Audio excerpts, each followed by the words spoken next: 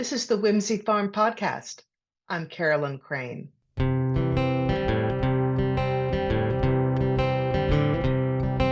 a big wide world right out your door.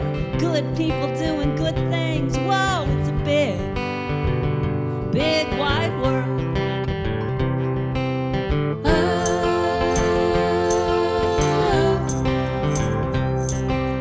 Now is the time.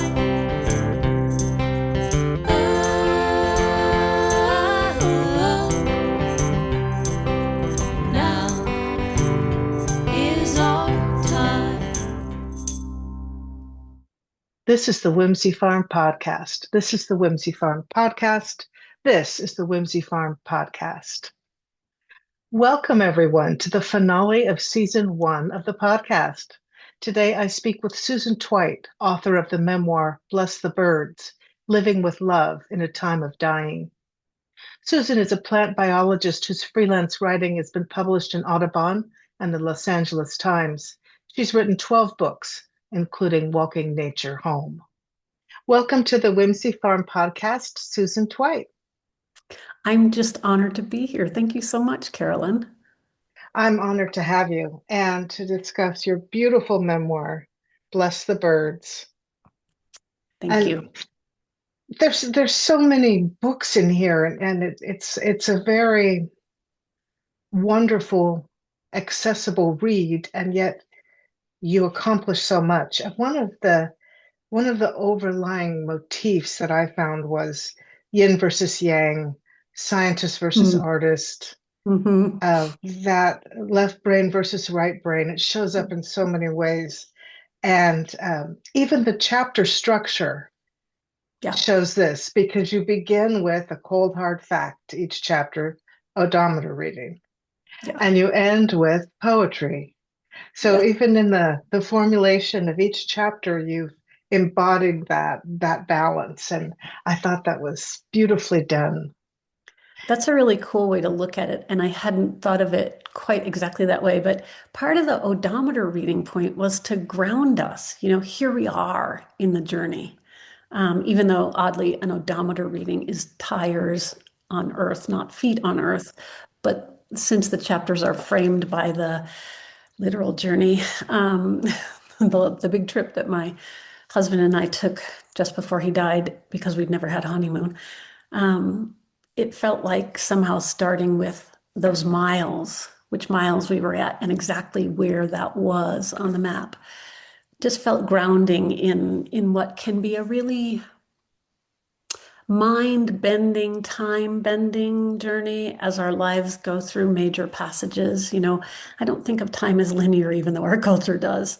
It feels to me like, especially in the major points in our life, the things that really change who we are indelibly, that time folds in on itself. It sometimes stretches out way long, and sometimes gets short, and sometimes goes backward and forward.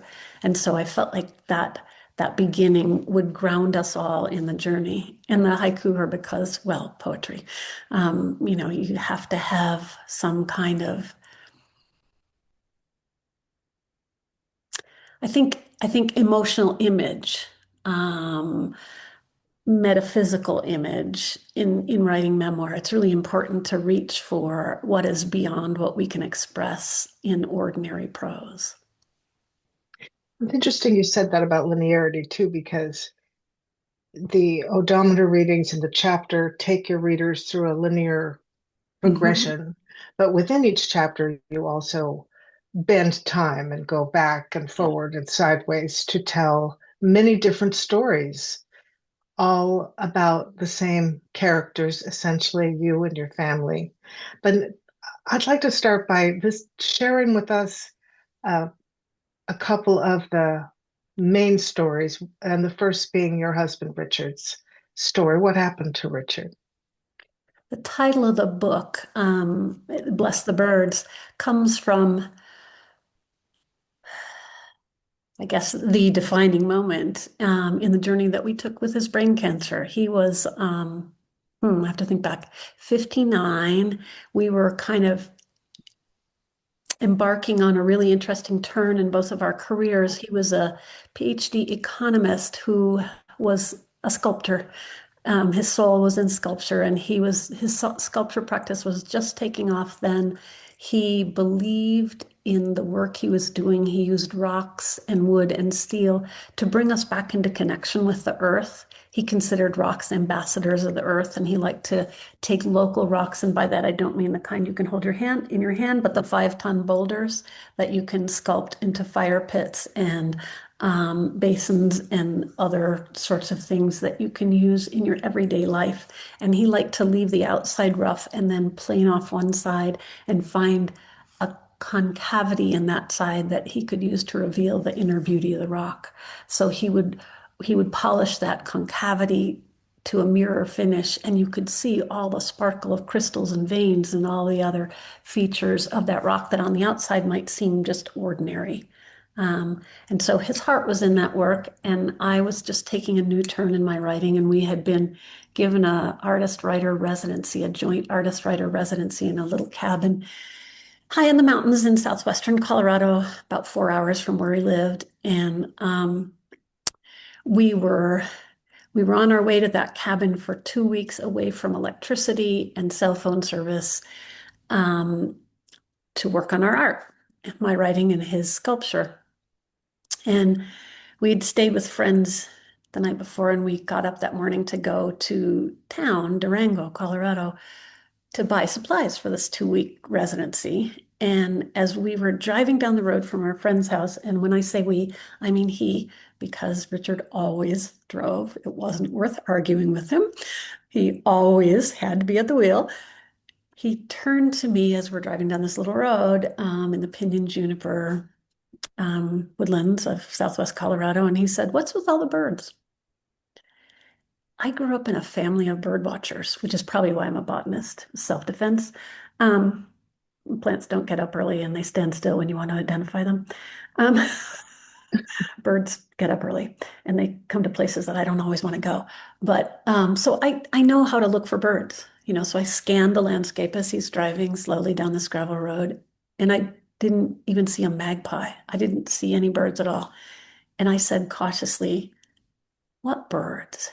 And he started talking about the birds he could see. There were tiny birds on every piece of gravel in the road. There were little birds on each blade of grass. There were birds cheek by jowl on the utility wires along the road.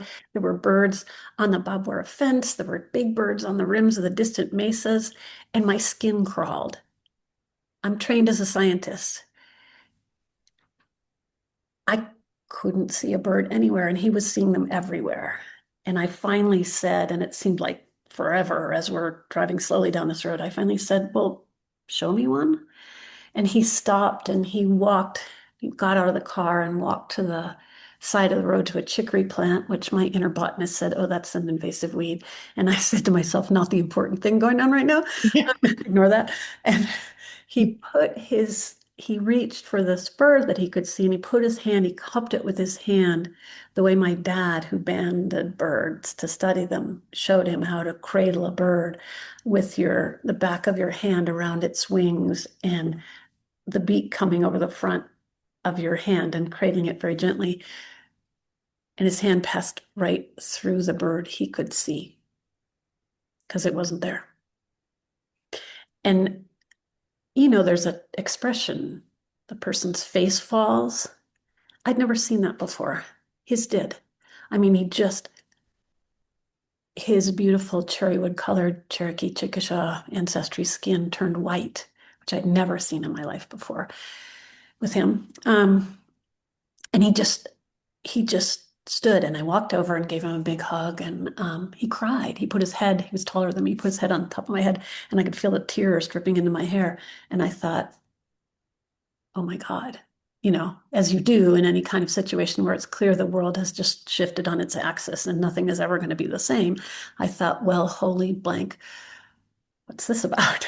And I tried in my logical trained, I grew up in a family of scientists and trained as a botanist. And I tried in my logical way, I asked him questions, we talked about it, but there was nothing logical about the situation. He was seeing hallucinations of birds that didn't exist. And that was the only major symptom of the brain cancer that would kill him. And that is a long introduction to what the book is about. The book is about how you live well in the worst times you can imagine, or maybe can't imagine in your life.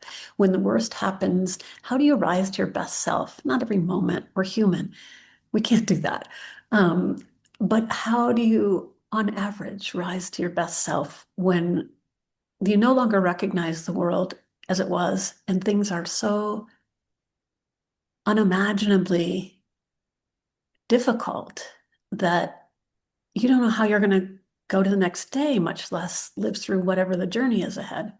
So the subtitle of the book, Living with Love in a Time of Dying, is about how you do that. And the only way I knew to say how to do that, because you can't prescribe how other people should do it, was to make an example of our story.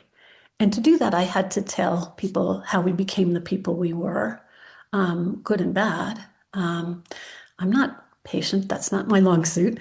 I'm no saint.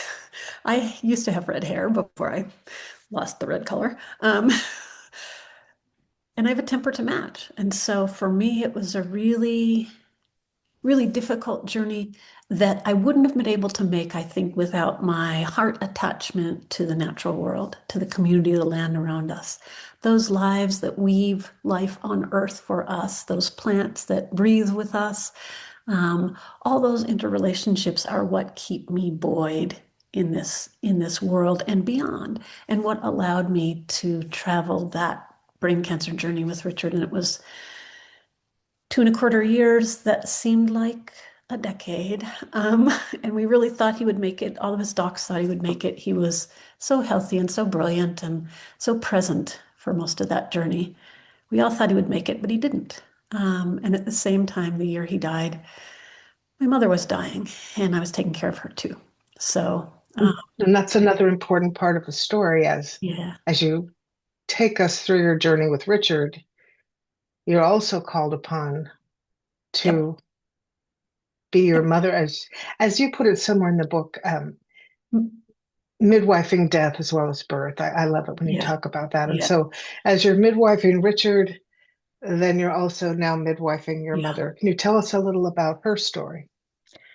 Well, first, I have to step back and say the grace of that was that while mom was going really, while her body was failing her, we still thought Richard was going to make it. He was still doing really well, and it looked like the tumor activity in his brain had decreased, and we really thought he would have a lot longer than he did.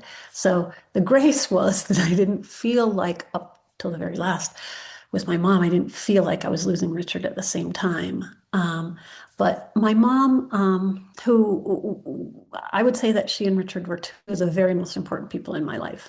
My mom and my mom was the person who gave me my love of plants. And we were very close our whole lives, partly because we share a tendency to autoimmune disease. My mother had severe debilitating rheumatoid arthritis, and she powered through it for her whole 50s and 60s and into her 70s.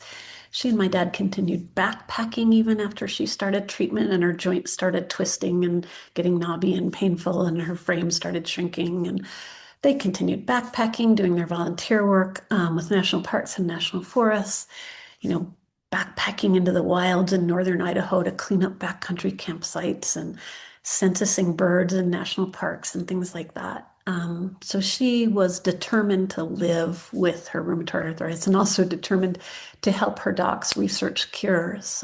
So she took every possible treatment that Western medicine had to offer, and that's what really probably killed her. Some of those treatments were very, very hard on her body. And in the end, her body just couldn't make it. And she started failing. And she also started losing her mind. She was diagnosed with Alzheimer's in the last couple of years of her life. My father resisted taking her in to be tested because he didn't want to know, and I understand that. My father was legally blind by then, and they really needed each other. And we were living over the mountains on one side in central Colorado, and they were living over the mountains on the other side in Denver. And I was their main caretaker. And so Dad, just bless his heart, didn't want to know. And that impeded his ability to see that she was also failing. So I really had to bring both of them along on that journey. And once it was clear that she was really failing, mom's greatest desire was to die at home. She didn't want to die at all, but if she had to, and her body was definitely not going to give her any choice, she wanted to die at home. And so I had to make that possible, which was a whole journey in itself. It's amazing what you can And do with a helpful social worker and some guts. And and persistence, yes. resistance, yes, yes. So, and this sounds so heavy, and it is, but your book is not. Your book has a lightness and joy to it.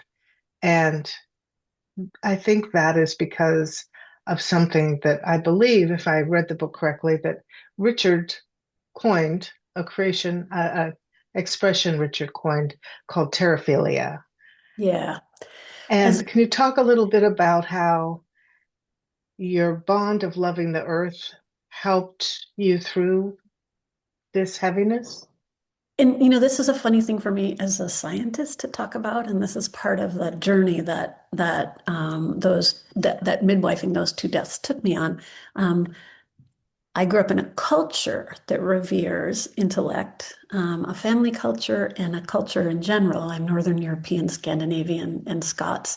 Um, and the modern version of that culture does not revere spirituality, although is willing to note that it exists. But so for me, what happened as I midwifed my mom's decline and death and Richard's was that I came to realize that it was my heart's bond with nature, my spirit's bond with nature that were buoying me through that. It was the being able to get outside every day for even a short amount of time and just be around the other lives that make up this living world. And the word terraphilia came to us early in Richard's cancer journey. We were in Denver where he was getting radiation treatment over the winter holidays, over the solstice and Christmas and New Year's holidays. The first year of his cancer journey, we were in the big city away from our little mountain town that we loved. And that was hard. And one day I was looking for something to rise his spirits, and I opened up an application that had come to us to apply for an art show at Denver International Airport called 33 Ideas. And the premise of the show was each showcase on this one concourse at DIA would encapsulate a word, the meaning of a word that related to Colorado and the Rockies and the natural environment and the cultural environment. And as I was thinking about what Richard and I, who had never collaborated before, could do for that show, I thought, oh, we need a word that explains why we're both impelled to do the work we do. And my work has been writing about humans and nature, our relationship with nature and the nature of humanity. And his work was working with rocks as ambassadors of the earth. So clearly there was we were on somewhat parallel paths, although very different mediums and different incentives. And so we tossed around words, and he finally came up with terraphilia. And so I wrote a definition: humans' innate affinity for and affiliation with the earth and all of its living creatures. And that came from that was a way of expressing what's been impelling my work my whole life. And it also came from the spiritual belief that part of the reason we are in such sad shape as a species, as humans, at least in Western culture, is that we don't honor that cell deep connection. We don't nurture it, we don't practice it. And that leaves us wanting. We're missing something crucial to ourselves, but we don't know what it is. So we accumulate more stuff. We accumulate more money. We try to accumulate more power. We try to be more successful in the conventional terms. But what I think one of the important things we're really missing, and Buddhists would say we're hungry for, is that connection with the earth and all of its living beings. And so the concept of terraphilia came up for this art show, which we applied to and were successful in having a case at DIA with Richard's sculpture and some of my writings, and a soundtrack of prairie sounds from before the airport was bulldozed and paved over from prairie. So when you walked through 33 Ideas, which ran actually for a gosh, nearly a year instead of the 6 months it was supposed to run because it was so popular. But when you walked through those display cases, what you were hearing was meadowlarks and bobolinks and lark sparrows and the wind in the grass, instead of hearing the airport noises, which was fabulous. People would stop and like look around like, oh, what is that? And it would take them a minute to realize, oh, those are nature sounds coming out of the speakers in the concourse instead of the usual, concourse A, da da da da da da. Um, so that word became my shorthand for what carried me through that journey. And I think carried Richard too. It's what allowed him to accept what was very, very difficult, that he would die at age 61. I mean, no one wants that to happen when, except for the tumor eating his brain, he was perfectly healthy. Oh, I didn't. I love that story about the Denver airport. And I have some quotes here. I could have a lot more, but I picked out a few of the quotes that really moved me. So I'd like to read one, and then we'll talk about it for a while.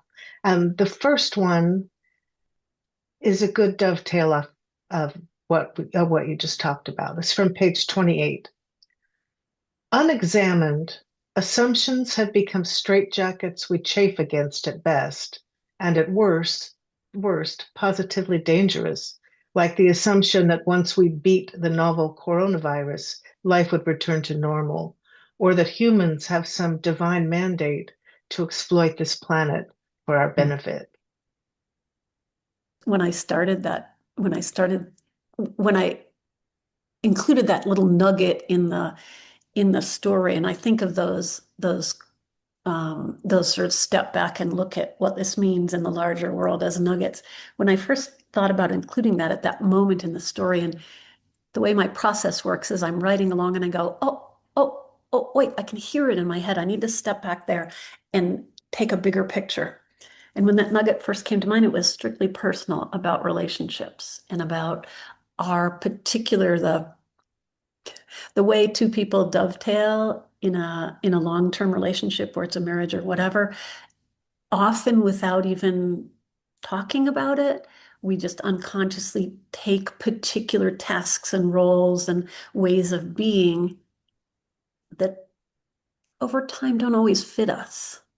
And one of the things that traveling with Richard's brain cancer did was challenge a lot of those assumptions, because our roles changed. But then as I was writing that little bit, I realized, oh, right, assumptions. We make assumptions as humans about our relationship with each other, about our culture, about our relationship with the natural world, without stopping and evaluating, are those still good assumptions? Do they serve us well? Should we stop and rethink whether all people who have brown skin ought to be, kicked out of the United States just because we assume that they don't belong here? This land is mine because it was stolen from somebody else long ago. Those kinds of assumptions, those are dangerous.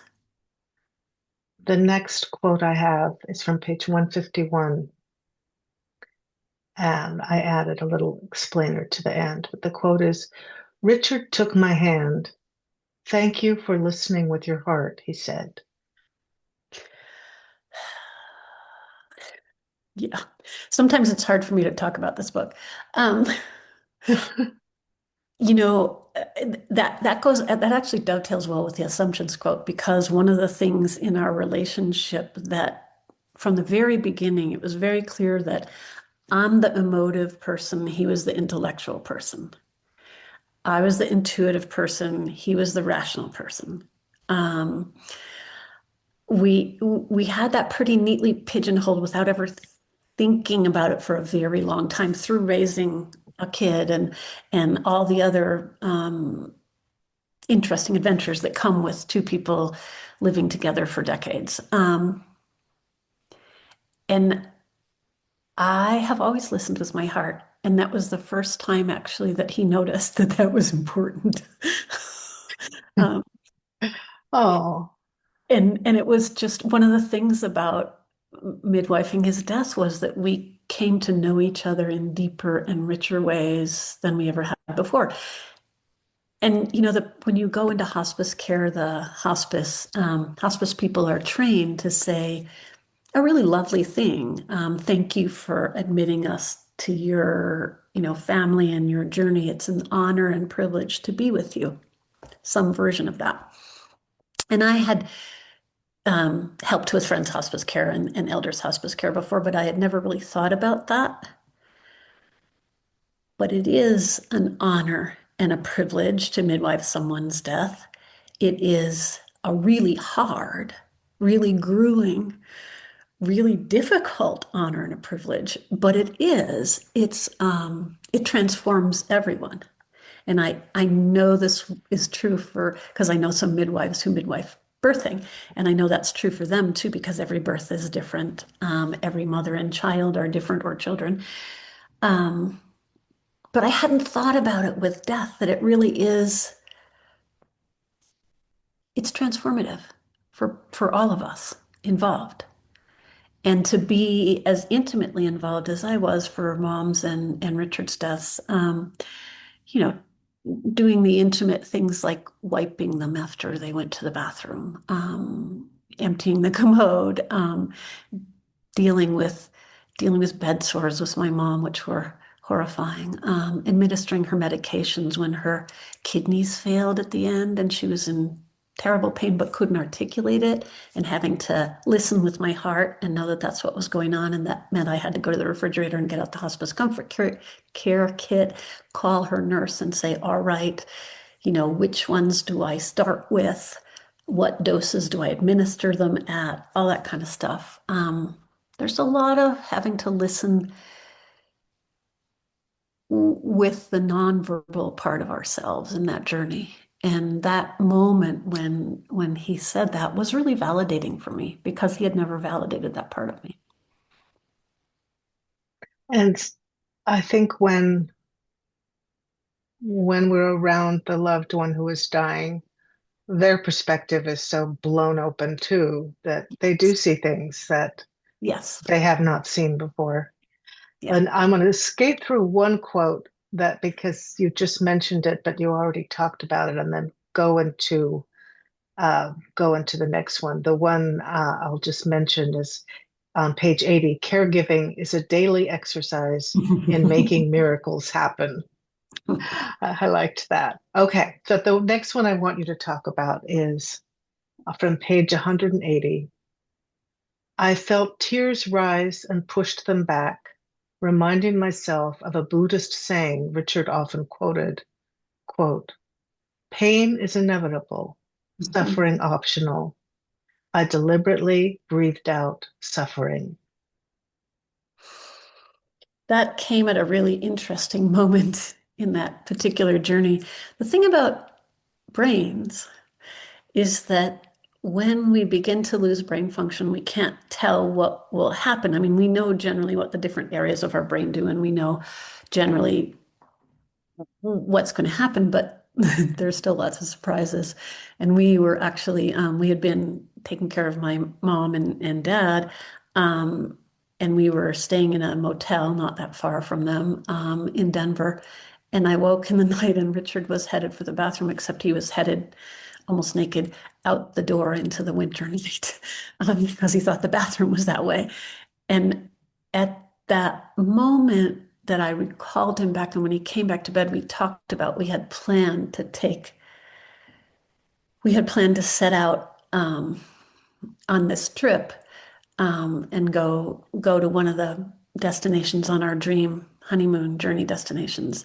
And friends had gathered and actually gathered a fund of money to send us to this destination, a remote island off Baja California in Mexico. And it was very clear, as he mistook one door for the other, that there was no way we could do that trip. And I had been counting on that trip as a respite.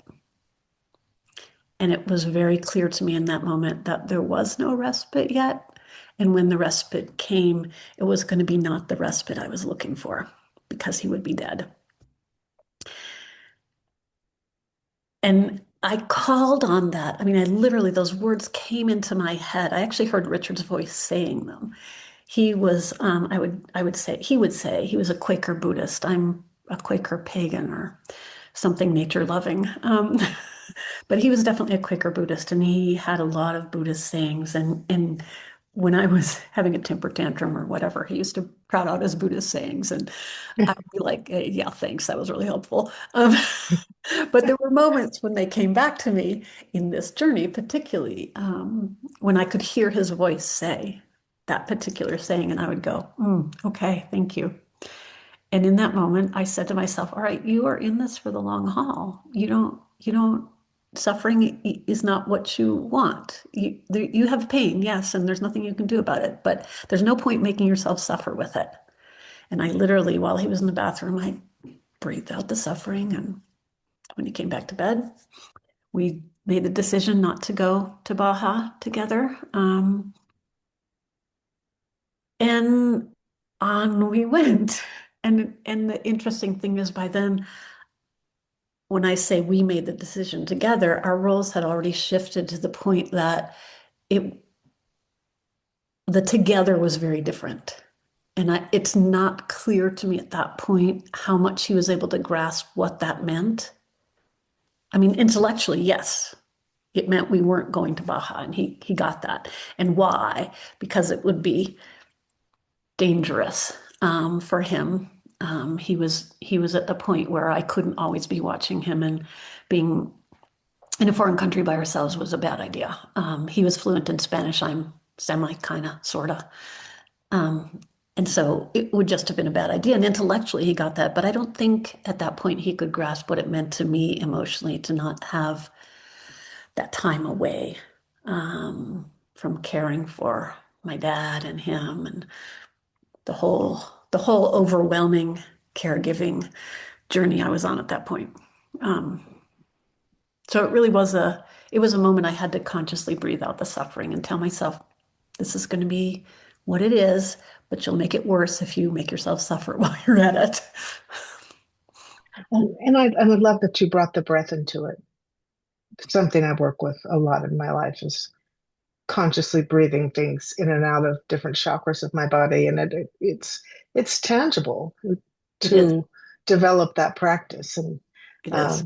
um, really, I find peace in it, and I saw that in your quote.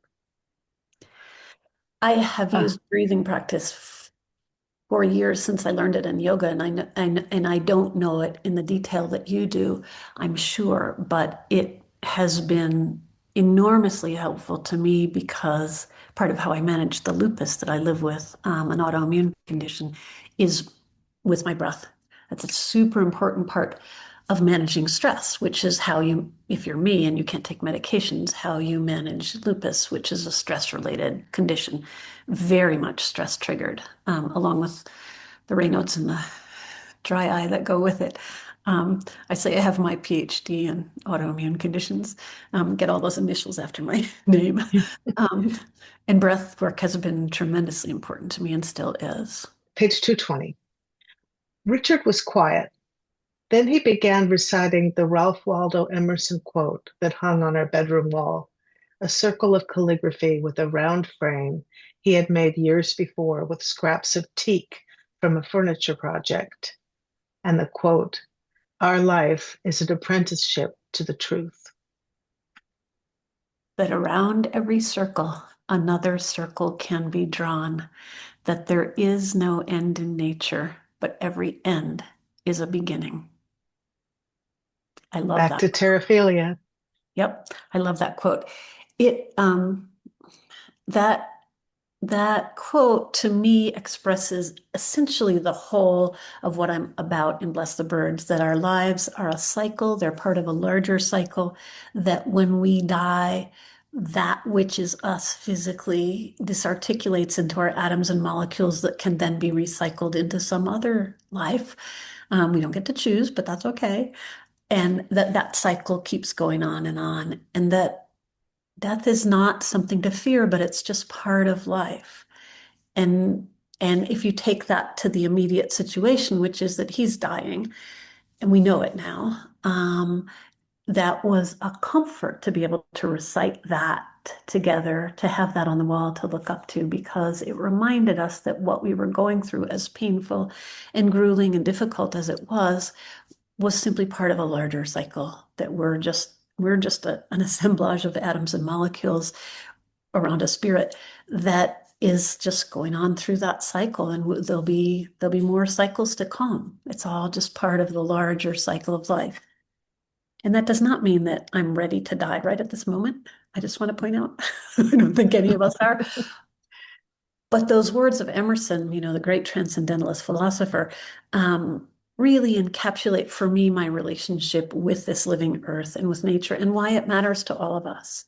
I don't think that as humans we are our full selves without having an understanding of where we fit in the cycle of life and having some relationship with the world we call nature, which it really is part of us intimately. Our humans are the cells of what we think of as us. There are 10 times as many microbial cells in our bodies as there are, quote, human cells, unquote. And those microbes are an intimate part of the ecosystem that is us. We are nature. It is who we are. It's part of our hearts and spirits. It's part of what makes us whole. I want to put two together here. Go for it.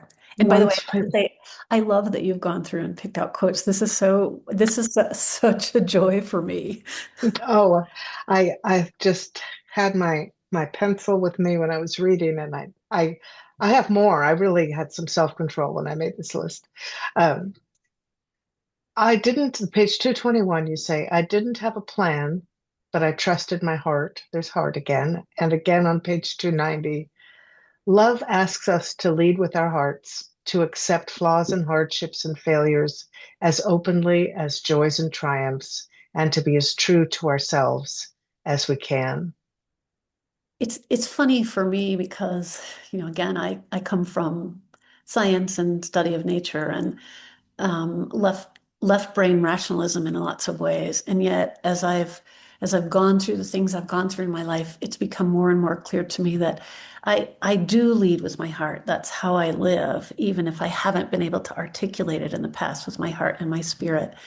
And those are the only true ways for me in particular to live. But I think for most humans that if we try to, the times we make bad decisions is when we try to rationalize them. We try to be too logical and we don't include, and I'm pointing to the right side of my head, we don't include our right brain. We don't include our heart.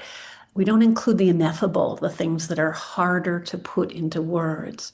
Because we are language using beings, because we are a language using people, species, we tend to think that words are everything, but they're only symbols. They're symbols we have made up to convey the ineffable. Um, even things like my Christmas cactus's flowers could perhaps be best described as magenta. But magenta is not a concrete something you can hold and touch and all that kind of stuff. It's my eyes, my brain's interpretation of the signals that the reflected light from those flowers is giving off. And magenta is the word we've picked to symbolize that. Words are just symbols.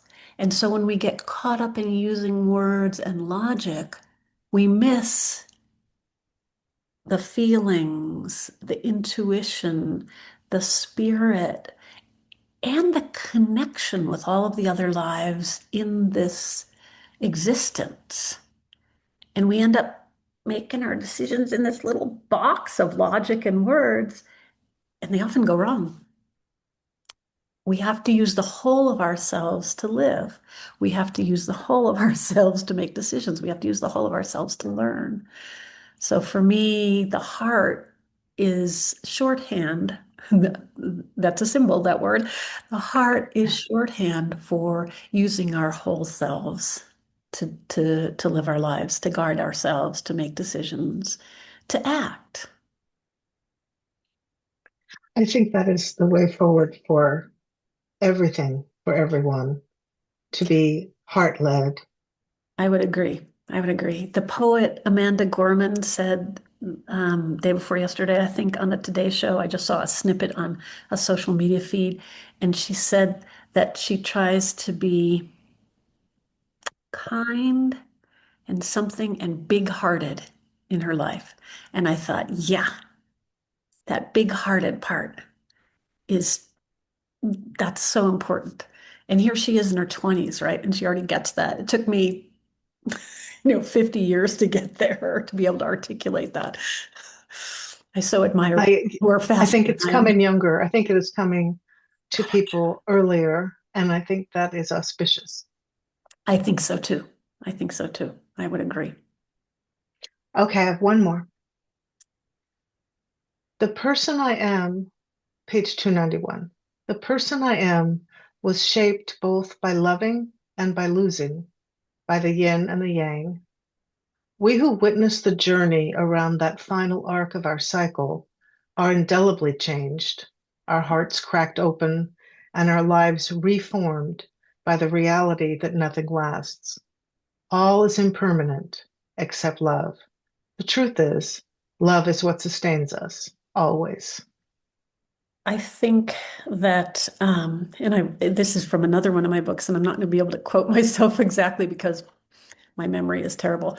But I truly believe that as a species, what is best about humanity is not our big brains or any of our other capabilities, that what's best about us is our heart and our ability to love. I think of love as the divine, if you want to put it in God terms, or the sacred urging from within that really does guide us in our best steps in the dance we call life. So I think of love is as our best talent as humans, and one that we sadly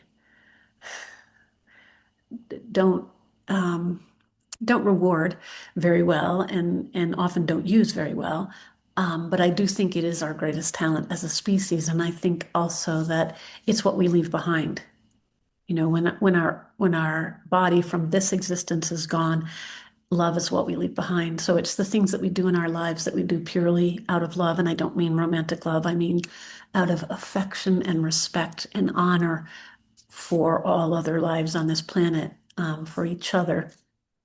That's what we leave behind. People will remember us not by what we accumulated or achieved in the conventional status sense, but by what we did that was loving, that was truly unselfish and kind and generous, whatever that was. And all of us have done many large and small loving things in our lives. Well, almost all of us. I'm not going to get into specific people there, but almost all of us, I think, without exception, have done, at least small loving things in our lives, if not huge ones.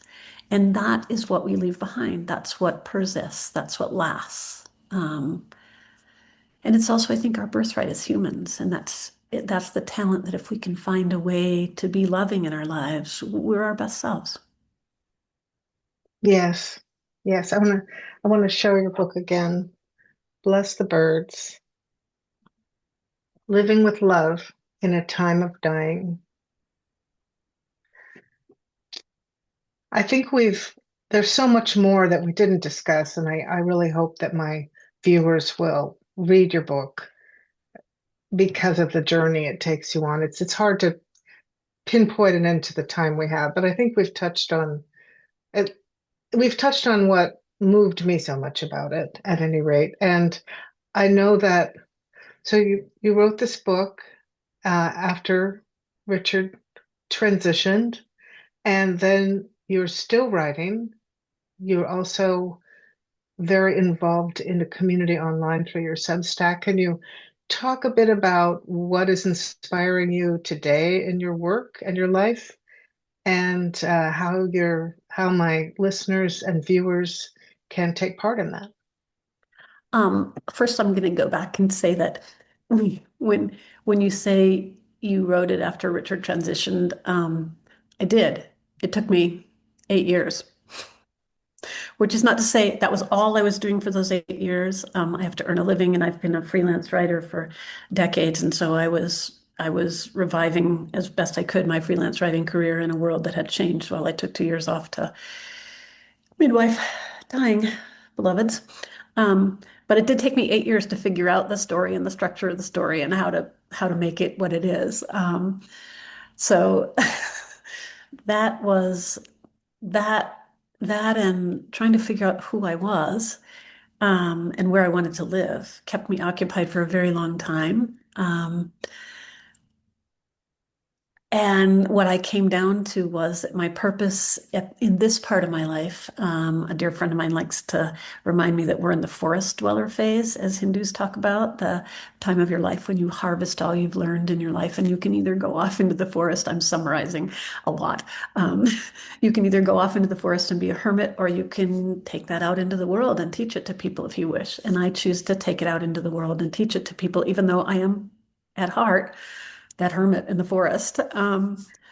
So same, Yeah, so same. yeah. Yes, I understand. Um, but what came to me was that word terraphilia, that my mission is to teach people how to reconnect to nature in our daily lives, not drive off to some fabulous landscape, some wild, national park or wilderness area, or fly to Africa and go on a safari or whatever. But in your everyday life, how do you reconnect to nature? How do you find the wonder and the awe that this earth offers us, to paraphrase Mary Oliver, every day? The earth offers itself to the world offers itself to our imagination, she says, every day in our everyday landscapes, not in some fabulous special place, in the ordinary messiness of our everyday lives and landscapes. That connection is there. And so I have been writing about that, and it was only a couple of years ago that a friend said, you need to go on Substack. You need to start a newsletter on Substack. It's this great platform. It's this wonderful community of people who support each other, lots of wonderful creatives, and start a newsletter. And I thought to myself, well, what the heck? I'm in my upper 60s. I might as well peek out behind the shadow of Western science and logical behavior and talk about my spiritual side. And so I started a Substack that I called Practicing Terraphilia. It's now called Cultivating Terraphilia for reasons that I won't get into, but and I send out an almost weekly newsletter on some aspect of reconnecting with nature. Sometimes they are more memoir essays. Sometimes they're really fabulous news about this earth and the good things that are happening in the midst of climate crisis and everything else. Sometimes they are practices, literal. Here's some things to think about. Here's a prayer you can use. Here are ways to reconnect. And sometimes they're book reviews. So it's kind of a practice of reconnecting with the earth overall. And it's an easy Substack to access in the sense that you can find it. It's just the address is Susan, my name, Susan J Tweit, Tweit.substack.com. But if you Google me, you'll get there. Honestly, one of the terrible and wonderful things about the internet and AI is that you can find me. Um, And it's a, this will be in my program notes too. So you can a go on thank you. YouTube, listeners, Yeah. or wherever you subscribe, and you can get that information. And you also have a book club. I do. People asked me to do a book club online, and everybody was really enthusiastic, and not many people participate, but I think people are reading along, they're just not commenting. Um, yeah, Active Hope is what we're looking at now, Joanna Macy and Chris Johnstone. And Active Hope is a literal method for how we deal with um, the paralysis when things seem overwhelming. It is Joanna Macy, the great Buddhist scholar and philosopher. It's her great work method, which involves first, and I'm saying this because that's how we're taking the book in three parts. First, looking at where we are and being quite realistic about it and expressing how we feel about it, which may be pretty black or bleak. And then second, um, what's the second part of it is? The second part of it is basically um, looking at the resources we have to deal with that, kind of evaluating who can we connect with, what kinds of information do we need, what sorts of things can we pull together to deal with the situation that we're all in. And she specifically developed this to deal with her grief early on of understanding that this climate crisis was coming and we weren't acting on it. And so this is her method specifically for climate crisis, but it works for anything. And then the third part is dreaming the future you want to see and taking practical steps to make that happen. And we're not talking about changing the whole world. We're simply talking about the things we can do in our everyday lives with the resources we have, pulling those resources together, and the small changes we can all make. And those are really amazingly doable. And they generate an amazing amount of relief of the grief and hope of, as she says in the title, active hope, the hope that comes from doing something. It's amazing how making small changes, how connecting with like-minded people, how acting toward the world you want to see makes a huge difference in not only our sense of agency, but also in the world around us. There's that myth parable of the 100th monkey, how, there's some kind of thing that the monkeys on an island need to learn to survive, and one of them adopts the tools or the method or whatever it is, and then, years later another does, and maybe a third, and things are looking pretty bleak, and all of a sudden 100 of them adopt it, and suddenly they have learned how to survive. So it's not like each of us goes out and saves the world. Each of us dreams up what thing we can do to make the world a better place in our own small way. And as all of us work together doing that, we make the change, and the change happens. And I see so strongly the connection between that and this Macy book and your memoir, because the key to everything you just said is to leading with the heart, to leading with an open heart, to Yes. breathing in that new reality, visualizing it, embracing it at the heart level, and then following your heart to do what you're Yeah. called to do. I have a mantra, which I think is in this book or maybe the previous memoir, Walking Nature Home. I don't remember. Sorry. Old person memory and 13 books and hundreds of articles. I forget sometimes, but it comes from a Mary Chapin Carpenter song. And the line in the Mary Chapin Carpenter song is dreaming with my heart outstretched as if it was my hand. And I adapted it to living with my heart outstretched as if it is my hand. And I say that every night before I go to sleep. I say, I'm living with my heart outstretched as if it were my hand. And when you think about that, I mean, think about the literal, it's a metaphor, but think about that holding your heart out as if it were your hand.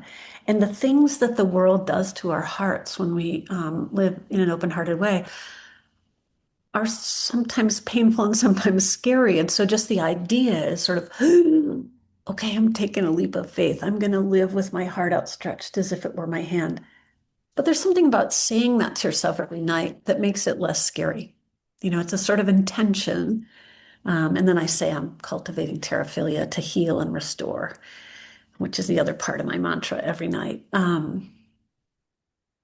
Those words are powerful.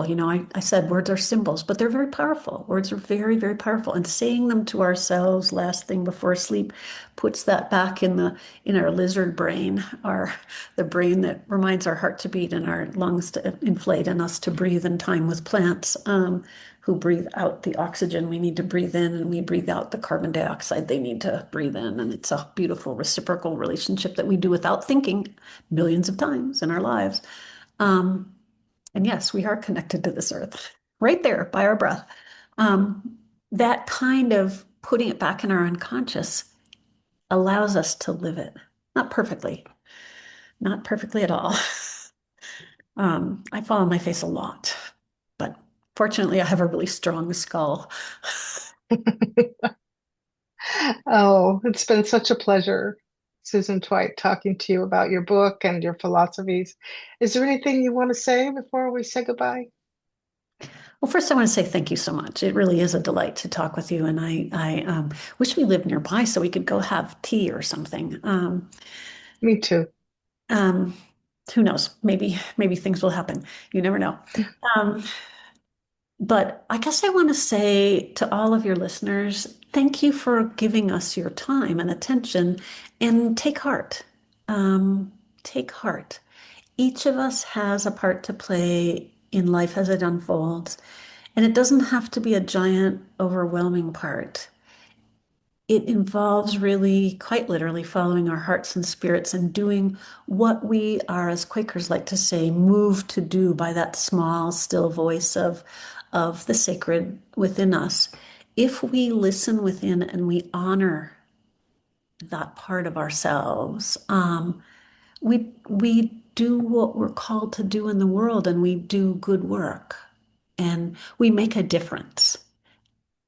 And each difference may seem small, but it matters. It adds up. So thank you. Thank you, Susan Tweit. Have a wonderful day. You too, Carolyn. Thank you so much. What a treat. I've been speaking with Susan Tweit, author of Bless the Birds, Living with Love in a Time of Dying, as well as 11 other books of nonfiction and memoir.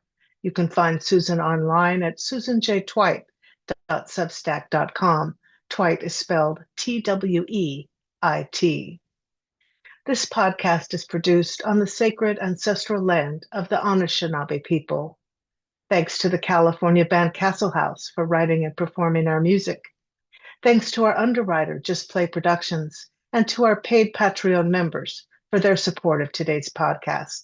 If you'd like to offer your support, please visit my website, whimsyfarm.net, and click the Patreon link to find a level of support that's right for you.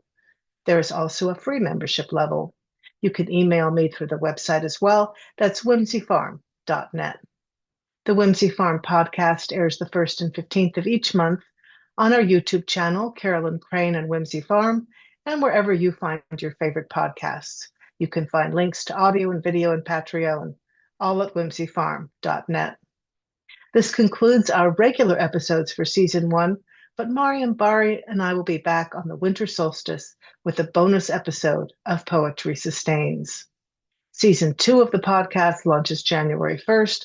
Author Laura Pritchett will be my guest. She and I will talk about nurturing the wild within us, especially during these winter months. Until then, remember the words of Utah Phillips, who said, "Too many good people are doing too many good things to afford me the luxury of being pessimistic." Get out there and create some positive change. Stay safe, everyone. whimsyfarms.net